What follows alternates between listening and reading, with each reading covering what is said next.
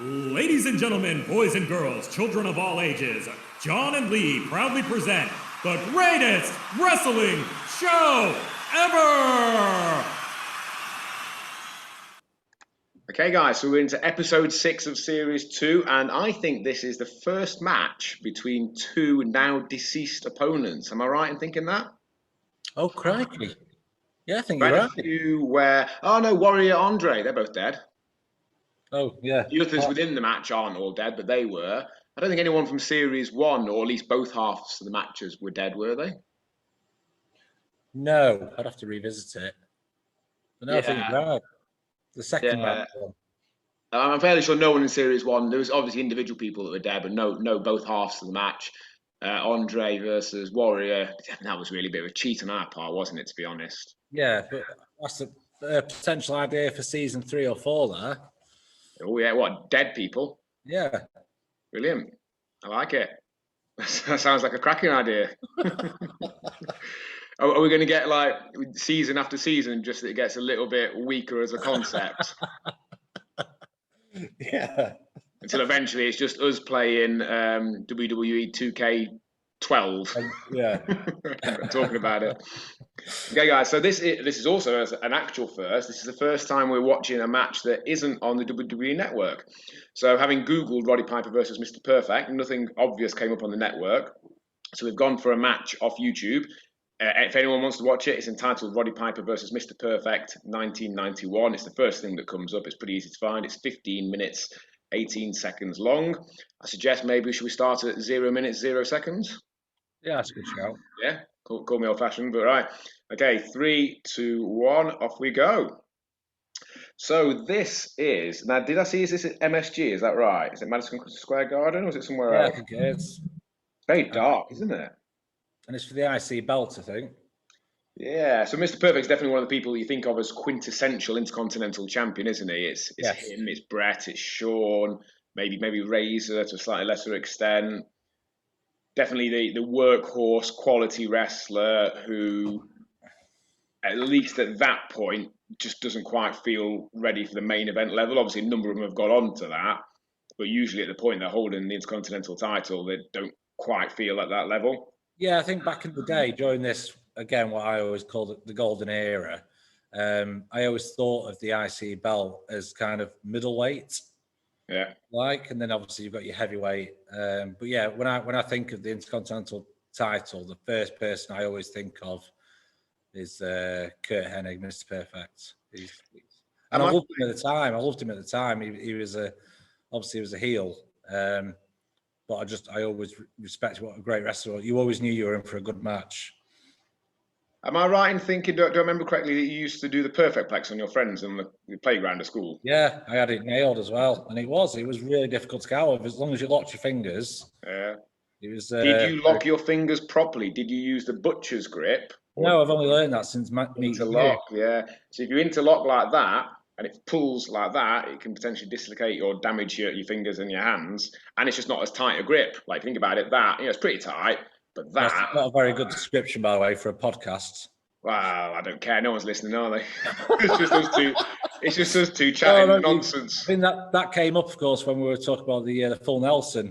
Mm-hmm. Obviously, I was always that. I'm interlocking my fingers, whereas the butcher's block? Butcher's grip. Butcher's grip. Yeah, I think it's because of like a butcher's hook is again. I'm demoing my hands. No one listening can see that. Imagine what a butcher's hook looks like. You hang a pig's carcass from in a butcher's. It's a hook shape. Your hands are hooked there. You also refer to a butcher's hook in wrestling as well. So when you grab something like that, that's a butcher's hook. Right. Roddy Piper, one of my favourite wrestlers of all time. I just love everything about the guy. I love the fact that as well that you read anyone's biography or anything that mentions Roddy Piper, if they were ever out in a bar and someone would happen to mention wrestling being fake, they'd know, anyone that was with Roddy would kind of put their head in the hands and know that shit was about to go down. He'd basically batter them. I've heard that, yeah. I've heard a number of quotes from him which supposedly prove that wrestling is real, but they're just it doesn't actually make any sense. I remember one I've read a couple of times where he talked about Bruiser Brody getting stabbed to death in the showers by Invader One in Puerto Rico, and he uses that as a reference to prove that wrestling is real. But that's an unrelated event. It's something that happened outside of the match. I think he says something like, there was this guy that got stabbed to death in a shower because he refused to take a dive in a match. Tell me about what part of wrestling is fake about that. And it's like, well, you're right. He didn't. His death was not fake, but it's not related to the legitimacy of the match.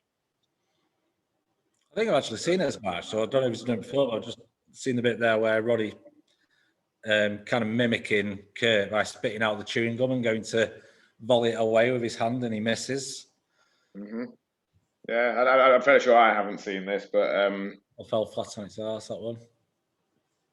So just referencing back there to people sort of trying to prove the legitimacy of wrestling, you hear some older stories still, not particularly from the 80s, perhaps from a little bit further back, where people did some really horrible things to try and prove that they were genuine tough guys and that wrestling was real. I've heard of people, when challenged in a bar about the legitimacy of wrestling, to hook out someone's eye, to poke the finger into the corner of the eye, round the back, and hook it out. And then when it drops to the floor, to stamp on it, to then obviously make it unreturnable, which is just assault of the highest order. When, whilst the person making the claims about wrestling's lack of legitimacy might be doing it in a way that is maybe annoying to that person, they are fundamentally correct. It hasn't been real, legitimate sport for approximately 100 years, so no one that ever did that was actually taking part in a legitimate wrestling contest as part of their chosen career. Did you happen to look when in 1991 this match is? Did I look what, sorry? Did you happen to see when in 1991 this match is? I didn't, but let's have a little think about time frames. But So, think, because I know SummerSlam 90, which is of course August, I know Mr. Texas Perfect, Tornado. he dropped the belt to Kerry Von Erich, And I think Kerry Von Erich only had it for a handful of months, and then did perfect. He dropped it to Brett at SummerSlam 91. So I think he's probably holding it from maybe right at the start of 91, if not fairly early on, maybe January, February, through to SummerSlam. So you're looking at approximately the first half-ish of the year that this would be the match. That makes sense. Of course, Roddy Piper did hold the Intercontinental title only the next year. He won it from the Mountie at Royal Rumble, if I remember correctly, and then lost it to Brett at WrestleMania 8. The only title that Roddy Piper held in a major promotion. Yeah. Amazingly, to a star of that magnitude, you'd assume that it had more, but perhaps, as a lot of people say of certain wrestlers and characters, they don't need the belt. He's perhaps someone who wouldn't necessarily have benefited from it as much. He had his own place on the card and in the show, and that place wasn't necessarily being a champion. And traditionally, WWF in 1991, he doesn't feature often. I think he'd been off making movies, hadn't he? He'd been making Hell Comes to Frogtown, They Live. Yeah. In some ways, you could argue that he's one of the more successful wrestlers turned actors, at least of that generation, in that the films he appeared in, whilst there weren't a massive number of them, were somewhat successful. They weren't box office flops like, some Hogan's were and what have you. He actually was in genuine movies and was somewhat well known for doing them, as opposed to just being a wrestler. Well, yeah, I mean, They Live, obviously, John Carpenter is a master of his genre. If you it's a bit of a cheese fest if you watch it now, but it is what it is. It's one of those movies, I would say, if you go into it with the right attitude, knowing what you're going to get, you can thoroughly enjoy it. I'm not sure if I've actually seen it, or maybe I did see it like 25 years ago, but I can't particularly remember anything of it. I might have to look back at it. Or An Airplane Spin there, that's a classic movie you don't see anymore, is it? It's one of those moves that looks like it either hurts or has the same effect on the person giving it as the person receiving it. That's what always threw me, because obviously, we always obviously doing it to try and disorientate their opponent, but surely you're just making yourself dizzy at the same time. I suppose if it was a legit move, you probably would become less dizzy because your head is at least staying central and just rotating. Your opponent's head is turning in a larger circle. But as you can see, Roddy himself fell out the ring there, supposedly discombobulated by the move. It's a bit like people like Chris Benoit's diving headbutt. That always looked like it hurt him more, or would do, if it was a genuine move. It's got to hurt.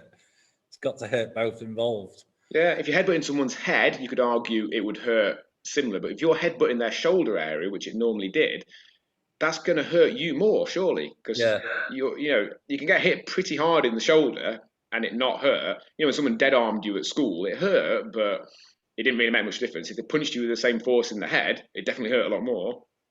So who out of these two do you reckon's got a higher rating out of 10 on Cage Match? Got to be Mr. Perfect, surely. Yeah, it's probably closer than you think, though. Yeah, again, I think most people rate Roddy Piper. They appreciate perhaps wasn't as good a technical wrestler as someone like a Kurt Hennig, but I think the majority of people that rate people on a site like that would rate him for his overall abilities. 8.49 out of 10, and Mr. Perfect 9.32, which again is one of the highest. So he's higher than Kurt Angle, is he, Mr. Perfect? Yeah. The interesting thing you get with a lot of wrestlers from this era is actually you can't think of all that many quality matches. So, Mr. Perfect had some quality matches, the ones against Brett, both at SummerSlam 91, King of the Ring 93. What else was there? The Hogan one on Saturday Night's Main Event. But I could probably struggle to get past about 5 quality matches I could think of him. Whereas someone like a Seth Rollins nowadays, you could think of dozens and dozens of brilliant matches he's been in, but perhaps not rated in quite the same way. Yeah, I think there's an element of that though as well, that obviously these days all televised matches are superstar versus superstar. Yeah. Whereas obviously back then, you only ever really saw them fighting jobbers. Yeah. And, it was only really main events when you'd see them coming up against other superstars. And obviously people like wrestlers like Hogan, you only ever really saw at the main events. Of course, yeah. And just less main events, less pay-per-views at this point. Is there even 4 pay-per-views per year at this point? There is 4 at this point, yeah, and obviously the occasional Saturday night main event. So you're going to struggle to get many quality matches in a year compared to nowadays. Every month you, in theory, have the opportunity to have that many quality matches on TV. Yeah.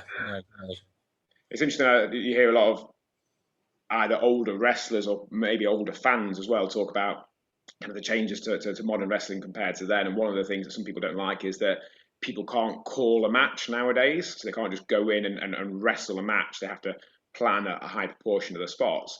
But to me, that's completely understandable. The main difference being that everything is televised now. Yeah. So back then, a Ric Flair and a Ricky Steamboat could go around the horn, as they say, doing not exactly the same match, but a lot of similar structure 50 or 100 times in a row because no one was seeing more than one of them because it was live and in person. Yeah, now, exactly. If Dolph Ziggler and Seth Rollins had the same match on TV as last time, then everyone would know immediately. And there's only so much variation you're going to get by calling it in the ring. Having an element of a plan at least allows that wider variety, which is what the modern audience really expect. Yeah, a sitting champion could go from town to town and drop the belt to the same opponent for weeks in a row, I'd imagine, up until the point where that match might be televised. I think that's part of the reason why I've never massively enjoyed Ric Flair's work. I'm not saying he's not great. I'm not saying he's not an all-time one of the best ever. But I remember watching the Best of Ric Flair DVD and just thinking they all seemed very similar. It didn't have the variety in there that some of the wrestlers from 10 or 20 years later did. But again, it's a product of its time. If I was watching at the time, if I was watching in the mid-1980s, I probably would have thought he was the greatest thing ever. My biggest thing with Ric Flair, I'll say it time and again, is he was a master of making his opponent look good. Yeah. And that's what I always respected about him above all else. I find it interesting in general, as I get older, you see a lot of people of your same age and what have you. I think generally there's a temptation to think the version of anything that was when you first got into it was the best version. So I know a lot of people our age who think that wrestling in, say, 1990 or 95 or 98 was the best version ever, and it pales in comparison nowadays. Same with their preferred music and films and what have you. And whilst I get that, often their arguments lack actual validity. So, like people talking about how rubbish WWE is nowadays, they're making more money than they ever have done. They're absolutely raking it in. So they're doing something right. Vince isn't this out of touch old man that a lot of people like to claim, because he's making an absolute bomb. And ultimately, that is the primary goal of any business. Yeah, no, I'd agree with that. I don't know. Yeah, I think it must be that. I could argue against it, but again, I know that I've got the rose tinted glasses on the golden era for wrestling when I was thoroughly invested in it. But I bet your Harry's just as invested now as you were then, and in 30 years' time, he'll tell his kids about, I don't know, how great Dolph Ziggler was. But maybe not. Harry knows better than to say how good Dolph Ziggler is, but he'll have his version, I'm sure. Yeah, absolutely. I suppose, I don't know. For me, the big thing for me these days is, for example, and it's the one I always give. It used to be a massive thing if somebody. Oh, the match is over. The match is over. Serious? Yeah, I think it's gone to count now, of disqualification or something. The bell's just rung. Oh. Yeah, Roddy Piper has won by result of a count out. I heard the commentator say he's up to a count of 7, and then the bell just rang. So Roddy Piper is through to the next round. So I'd assumed Kurt Hennig was going to win, which I thought gave us slightly more options for the next round. But Roddy Piper still gives us, we could find a match. Yeah, sure we'll get him versus Warrior or something like that. Again? I'm saying, we assume that Mr. Perfect will win because we know that Roddy doesn't take the belt. Yeah, but obviously we hadn't factored in a count out. One thing I was thinking, obviously I mentioned that both of these guys died. Roddy Piper did make, I think, looking at Wikipedia earlier, 61, which is no age conventionally, but for a hard partying 80s wrestler, he actually did all right. Mr. Perfect only made 42, which is really no age at all. He died 15 years before his own dad, which is indicative of something going wrong. I remember actually when I first went to wrestling school in February 2003, the second week or weekend or whatever it was that I turned up, that was the talk that Mr. Perfect had just died. And information had just come out that I think he had a heart attack in his sleep or whatever it was. It was a bad couple of years that. You had Davey Boy died in 2002, 2003. I think you had Mr. Perfect, you had Hawk. There were several others around that time frame. All went. Yeah, it slowed down a little bit over the last few years. I think rewinding a little bit, probably your first major one to die was probably Brian Pillman in '97. There'd been a number of other ones before that. There'd been who was the guy that was in Los Gringos Locos with Eddie Guerrero? He died. Art Barr had died a couple of years before that. There'd been some of the guys in Texas, the Von Erichs had died, etc. But I think possibly Brian Pillman was the first person who was kind of a worldwide star, been on WWE, that died. And then Owen obviously died falling from the ceiling in '99, which is a little bit of a different situation. But then from 2003, 4, 5, 6, 7, it just seemed to accelerate. I think in that time frame, you're probably looking at 20 to 30 fairly well-known wrestlers that died. It has the highest percentage of early deaths than any other profession. Oh yeah, but by miles. I've seen stats on it. I can't remember what the exact stats are, but you're something like 20 times more likely to die young if you're a wrestler in the 80s and 90s than if you're in a conventional job. Yeah. I think it's definitely slowed down. I think people are a lot more, I think attitudes in society have changed in general. I think people are a lot more sensible on average. It's quite interesting hearing Undertaker recently commented saying about a change in the locker room since he first got into the business. Yeah. How men were men back then, and nowadays they just play video games in the locker room. And back then, some of them carried guns and they sorted out their business and all this. And I get what he's saying, but so what they've actually got nowadays is you've got a lot of happy family men who are happy to play video games when they're on the road rather than cheating on their wives and taking drugs. Or looking after themselves. And yeah, does that make them less of a man than the guy that cheated on his wife, took drugs and died aged 42, leaving the kids without a father? Yeah, exactly.